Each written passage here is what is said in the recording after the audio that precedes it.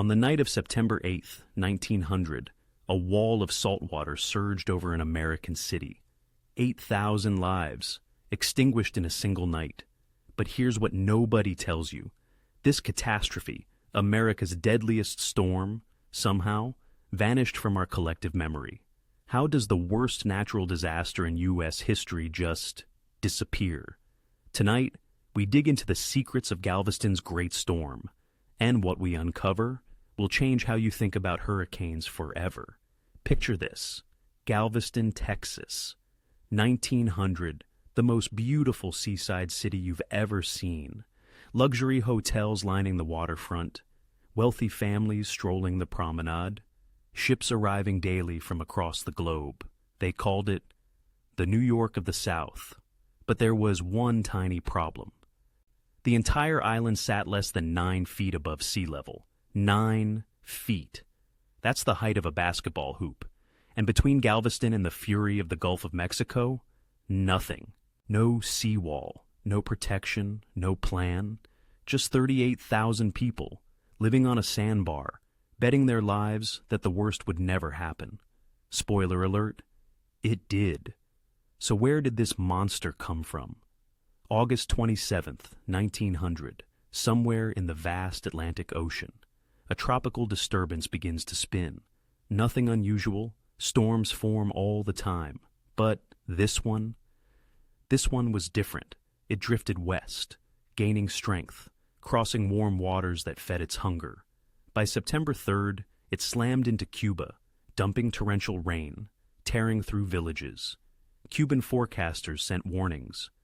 But in 1900, there was no wireless communication, no satellites, no radar, just telegraphs and hope. The U.S. Weather Bureau received word, and forecasters began to watch. They predicted the storm would curve away from Texas, back out into the Atlantic. They were wrong. See, here's the thing about hurricanes in 1900. Nobody truly understood them. These massive swirling death machines remained a mystery. And Galveston? Galveston was about to become the classroom, where America learned that lesson, the hard way. September 4th, 5th, 6th. The storm churned through the Gulf, intensifying with every hour. And instead of curving away, it was heading straight for Texas, September 7th, Saturday morning. Isaac Klein, head of the Galveston Weather Bureau, stands at his window overlooking the Gulf. He notices something ODD. The tide, it's higher than usual. The sky, a strange copper color, but official forecasts still predict the storm will recurve. Klein has no reason to panic. Or does he? That afternoon, Klein rides his horse along the beach, warning residents to move inland. Some listen, most do not. Why would they? Galveston had survived storms before. They had confidence, pride. This was the most prosperous city in Texas. Surely they'd be fine. They weren't. September 8th, Sunday morning. Dawn breaks over Galveston, and the weather actually seems okay. Church bells ring, families dress for services, some residents notice. The tide is unusually high, but nothing alarming yet. By noon, water begins creeping into the streets, not flooding yet, just creeping. The rain intensifies, wind picks up. Still, most people stay home. It's just a storm, right? Wrong. 2 p.m. The surge hits. In less than 30 minutes, the water rises 4 feet. 4 feet. In half an hour. Families rush upstairs. Streets become rivers. Wooden houses. These beautiful Victorian homes start to shift on their foundations. And the wind? Oh, the wind. It's howling now. 60 miles per hour, 70, 80. Windows shatter, roofs peel away like paper. People try to evacuate, but it's too late. The 3 bridges connecting Galveston to the mainland, gone, swept away. Galveston is now an island. A trapped island, 38,000 people, with nowhere to go. Imagine that moment. You're standing in your home, water rising to your knees, then your waist, and you realize there's no escape. 4:30 p.m. The winds reach severe levels. Meteorologists estimate over 100 miles per hour. But here's the thing. We'll never know the exact speed. Why not? Because at 5:15 p.m., the anemometer, that's the wind measuring instrument on top of the Weather Bureau building, it blew away. Yeah, the device meant to measure the wind couldn't handle the wind. That tells you everything you need to know about what was coming. 6 p.m. Galveston is now completely cut off from the world. No telegraph, no bridges, no communication. The mainland has no idea what's happening. The surge keeps rising. 8 feet, 10 feet, 12 feet. Some areas see water levels reach 15 feet above normal. That's the height of a 2-story building. And it's not just water. It's debris, lumber, furniture, railroad ties, all of it, becoming battering rams, smashing into homes, tearing through neighborhoods. Families huddle in attics, children scream. Parents hold them tight, praying the roof will hold. Some roofs don't. 7 p.m. The storm intensifies further. How is that even possible? Entire city blocks just vanish. 3,000 buildings, homes, stores, churches, reduced to splinters. And the people inside, they had nowhere to run. You know what's haunting? In some areas, families made it to their attics, only for the water to keep rising. They had to make impossible choices, stay and drown, or break through the roof and face the storm. Many chose the roof. They clung to shingles, to chimneys, to anything, as 100-mile-per-hour winds tried to rip them away. Some held on, many didn't. 8 p.m. The hurricane makes official landfall, but honestly, it's been destroying Galveston for hours already. The wind is now an unholy roar, a sound survivors would describe as like 1,000 freight trains. Buildings don't just collapse, they explode. Brick walls shatter, steel beams twist like paper clips. And the water? It's not flowing anymore. It's a wall, a moving, churning wall, carrying entire houses, smashing them into other houses. On the eastern side of the island, the poorest neighborhoods are hit first. These are wooden shotgun houses, homes of dock workers, laborers, black families. They stood no chance. Entire streets just gone. And here's something they don't teach in history books. After the storm, when bodies were found in these neighborhoods, many were never properly identified, never properly buried. Their stories lost forever. 9 p.m. Downtown Galveston, the heart of the city, is now under assault. The Grand Opera House, destroyed. The Tremont Hotel, roof torn, clean off. Sacred Heart Church, where families sought shelter thinking God would protect them. The walls collapsed. Over 100 people died inside that church, including the nuns who stayed to comfort them. 10 p.m. Galveston is no longer a city. It's a watery graveyard in the darkness because, of course, the power is out. The survivors cling to whatever they can find. Some float on doors, some grab onto floating debris. Families are separated, children swept away by the current, parents screaming their names into the wind. But the wind is so loud, nobody can hear anything. There's a story of a 10-year-old girl named Sarah. She's pulled from her mother's arms by the surge. For hours, she drifts on a piece of roofing in complete darkness, convinced she's the only person left alive. Miraculously, she survived. But how many other Sarahs didn't? 11 p.m. Finally, the storm begins to weaken. The winds, still hurricane force, start to drop. The water begins to recede, but the worst is yet to come. Because dawn will bring the horror into light. Midnight, the storm moves inland. For 8 hours, Galveston has been under siege, and now an eerie calm settles over the ruins. But it's not peaceful. It's the silence of death. Survivors, those who made it, emerge from attics, from second floors, from piles of debris. They're soaking wet, bleeding, in shock, and they have no idea what they're about to see. The water recedes quickly, draining back into the Gulf, and as it goes, it reveals the devastation. Bodies everywhere, thousands of bodies, draped over fences, piled against buildings, floating in the remaining pools of water, men, women, children, entire families. One survivor later wrote, "I walked for blocks and didn't recognize my own street. Everything I knew was gone. 5 a.m., September 9th.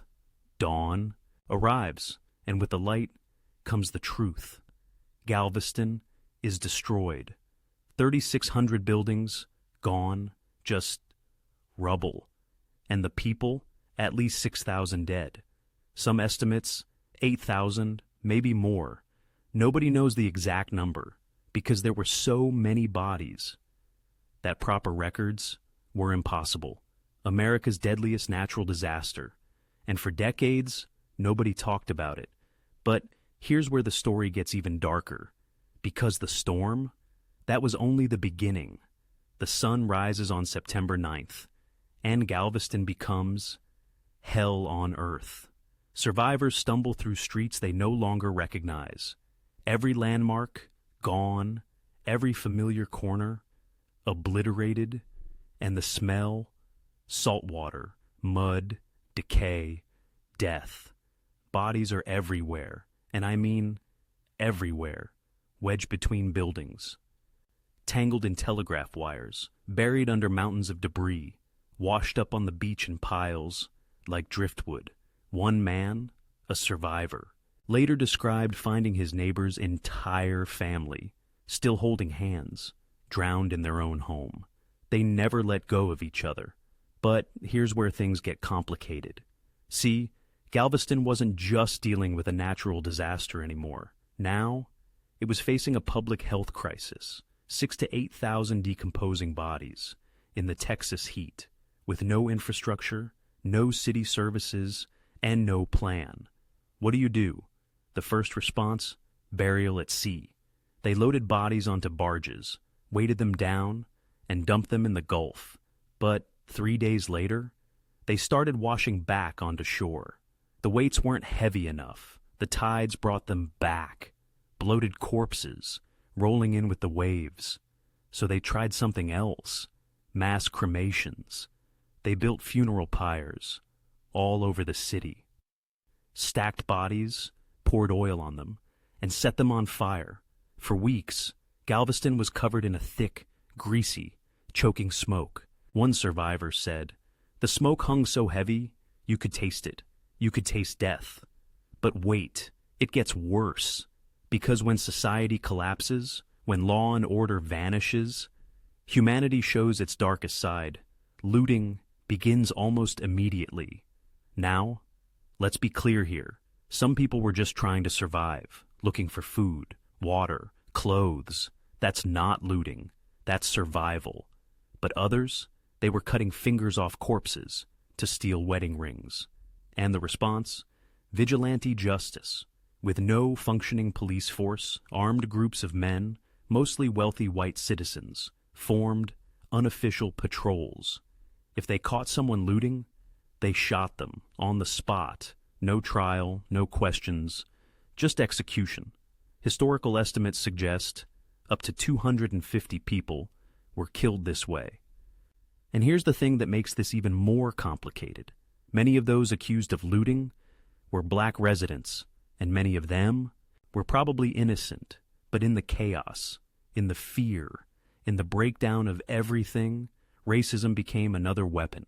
Meanwhile, the outside world, they had no idea what happened. Remember, all the telegraph lines? Cut. The railroad bridges? Destroyed. Galveston was completely isolated. September 10th, 40 hours after the storm, is when the first message finally gets out. A telegraph operator in Houston receives a single, desperate but a message, sent via a repaired line. I have been deputized by the mayor to inform you that the city of Galveston is in ruins. Thousands are dead. Send help. That's when America finally learned what happened. And then, the entire nation mobilized. Relief trains, supplies, doctors, volunteers. The Red Cross, led by Clara Barton herself, arrived within days. But even with help, the nightmare was far from over. Here's something you probably don't know about the Galveston disaster. The city government, it collapsed. The mayor couldn't handle it. City council members were either dead, in shock, or had no resources. So, a group of businessmen, wealthy merchants and bankers, formed what they called the Central Relief Committee, and they basically took over. Now, did they do good things? Yes. They organized food distribution, coordinated rescue efforts, brought in supplies. But they also did something terrible. See, all those bodies needed to be cleared, right? All that debris needed to be moved. So the committee declared martial law, and they forced black residents of Galveston at gunpoint to clear the dead. These were people who had also lost everything, who were also grieving, who were also traumatized. But they were given no choice. Work or be shot. And get this, they weren't even paid at first. The committee called it their civic duty, their duty. History doesn't talk about this much. It's been erased from a lot of the narratives, but it happened. And it's important we acknowledge it, because disasters don't just reveal nature's power, they reveal humanity's flaws. But as the weeks turned into months, a question emerged. Could Galveston be rebuilt, or should it just be abandoned? Here's where the story takes an incredible turn, because Galveston didn't just rebuild. Oh no, they did something that had never been attempted in the history of engineering. They decided to raise the entire city. I'm not talking about a few buildings. I'm talking about lifting over 2,000 structures and filling in 17 feet of sand and dirt beneath them. 17 feet. Imagine that for a second. Your house, your school, your church, jacked up on stilts, while workers pump in tons of sand underneath. It sounds insane, right? But they did it. The project began in 1904, and it took 7 years to complete. They'd jack up a building, inch by inch, using hundreds of wooden screws. Then they'd build a canal system and use dredges to pump slurry, thick mud and sand, underneath. Some buildings were raised while people still lived in them. Can you imagine? You're eating breakfast, and your house is being lifted 17 feet? It's wild. But raising the city was only half the solution. The other half, the seawall. City leaders knew they needed a barrier, something to protect against future storms. So they designed a massive concrete seawall, 17 feet tall, 16 feet wide at the base, 10 miles long. It was the largest construction project in the United States at that time. But it wasn't just about the size. The design was brilliant. The seawall had a curved face, so waves would hit it and be deflected upward and back, rather than smashing straight into it. Engineers studied seawalls from around the world and created something revolutionary. And in 1904, construction began. Tons of concrete, steel reinforcement, granite riprap, thousands of workers. It cost millions of dollars at a time when Galveston was broke. But they found the money through bonds, through state funding, through sheer determination, because they refused to let the sea win. And then, in 1915, another hurricane hit, a major hurricane. Category 4, similar intensity to 1900. This was the moment of truth. Would the seawall hold? Would the grade raising work? As the storm approached, residents watched the Gulf with dread. The winds howled. The surge rose. Waves crashed against the seawall, and it held. The seawall worked. There was flooding. There was damage. But compared to 1900, it was a miracle. Only 8 people died. 8. Compared to 8,000, the engineers had done it. They'd built a city that could survive. But something else happened in those years after the storm. Something political. Remember how the city government collapsed and that business committee took over? Well, they decided to make that permanent. In 1901, Galveston adopted a new form of government called the Commission Plan. Instead of a mayor and city council, 5 commissioners, each responsible for a different department: streets, finance, fire, police, water, and this model, it spread. Within a decade, over 500 American cities adopted some version of the Galveston Plan. So, in a weird way, the disaster that nearly killed Galveston ended up reshaping how American cities were governed. Legacy is complicated, but here's the tragic part. Despite everything they did, despite the seawall, despite raising the city, despite surviving, Galveston never truly recovered. Before 1900, Galveston was the major port of Texas, the financial center, the crown jewel. But after the storm, investors got scared. Insurance companies refused to cover buildings in Galveston. Banks wouldn't loan money there. Shipping companies started looking for alternatives. And just 50 miles away, Houston. Houston was inland. Houston was safe. Houston had potential. And so, slowly but surely, the money, the power, the prominence shifted. By the 1920s, Houston had a deep water ship channel. Houston became the new economic center of Texas, and Galveston became a footnote, a beach town, a place with a dark past that people wanted to forget. And boy, did they forget. Here's a question. Why don't more people know about this? The 1900 Galveston Hurricane remains the deadliest natural disaster in American history. Not one of the deadliest, the deadliest. And yet, when we talk about hurricanes, we talk about Katrina, we talk about Andrew, we talk about Sandy. But Galveston? Silence. Why? Part of it is time. 1900 was a long time ago. No video, no photographs of the storm itself. Part of it is geography. Galveston became less important, so its story became less important. But part of it is that people wanted to forget. The survivors?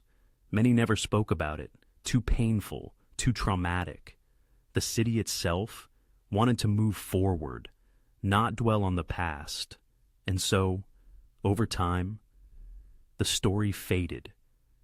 It wasn't until the 1990s and 2000s that historians really started digging into it again.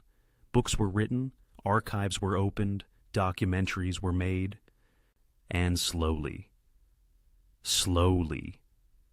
Galveston's story is being remembered, as it should be. So, why does this matter now? Because we are living in an ERA of superstorms. Hurricane Harvey, Hurricane Maria, Hurricane Ida, Hurricane Ian. Sea levels are rising. Ocean temperatures are increasing. Storms are getting stronger. And we're building more in more vulnerable places. Galveston teaches us several lessons.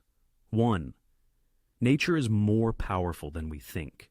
The people of Galveston in 1900, they thought they were safe. They thought storms couldn't hurt them.